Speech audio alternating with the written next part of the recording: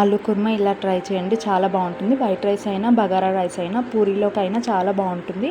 కావాల్సినన్ని ఆలూస్ వాటర్ మునిగే వరకు పోసేసుకొని కొంచెం సాల్ట్ వేసి 2 విజిల్స్ పెట్టండి. 3 వద్దు, 2 విజిల్స్ పెడితే మెత్తగా అయిపోతాయి. 3 పెట్టారంటే మొత్తం స్మాష్ అయిపోతాయి. విజిల్ తీసిన తర్వాత పొట్టు తీసి ఆలూస్ కట్ చేసి పక్కన పెట్టేసుకోండి. ఇప్పుడు పోపు వేసేసుకొని ఆనియన్స్ కొన్ని ఎక్కువ కట్ చేసేసుకోండి.